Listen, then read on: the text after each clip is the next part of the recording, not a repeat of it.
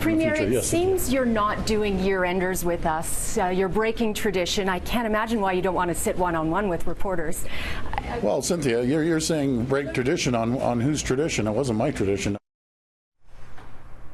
That was just the other day. Now, seeing as Ford is not doing a year-ender, we decided that I would do one without him. And I have to say, no politician has had a year quite like Doug Ford.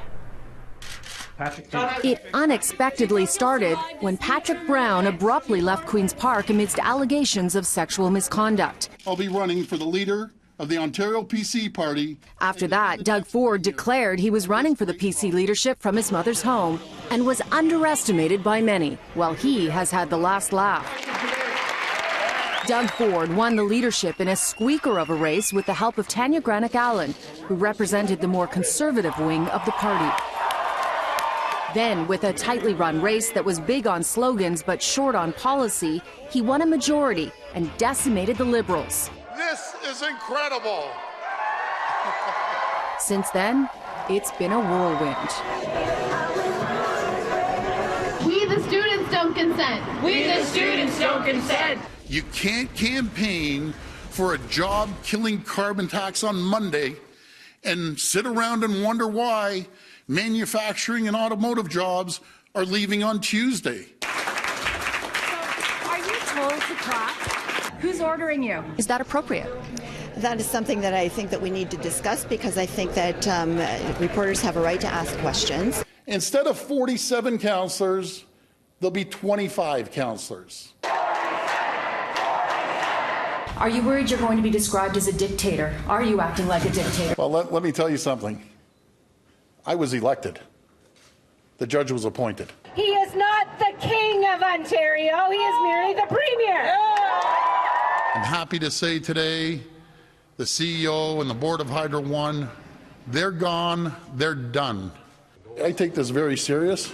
I have zero tolerance for this behavior, and I want to emphasize zero tolerance for this behavior. Premier, do you understand that this looks bad, though? The optics are terrible, that you're his friend. Cynthia, I'm your friend. I'm your friend.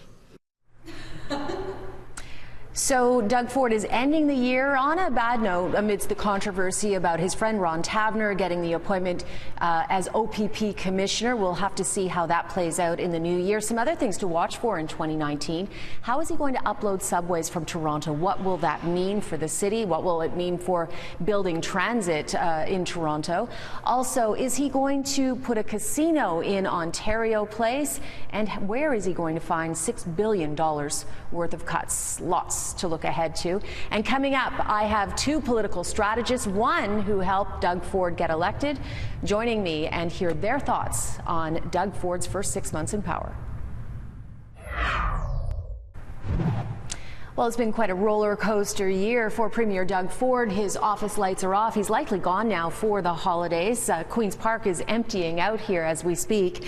Now, one of the things that he's not doing this year is the traditional year-end interview where he sits down with the media in a one-on-one lengthy interview. So we decided to go around him and do one instead, and I spoke to two top political strategists, one of whom worked on his campaign, Melissa Landsman, and she and John Wright, another political strategist and pollster, both say one of his biggest challenges going forward will be finding billions to cut from the budget. Look, I think he's been conditioning Ontarians and Ontario voters for what's going to be a tough budget. There's no question that Ontario is in a tough position with an almost $15 billion deficit. We can argue on the numbers. A billion or two here or there, yes. But that's a lot of money in deficit, and there's a lot of promises. So it's going to be tough for the Ford government to be, say, for the people and for the little guy, and yet get Ontario back on track. Because the other guys, they left the cupboards bare and the house is on fire, and Doug Ford's here to fix it, and that's exactly what he was elected to do. It definitely is.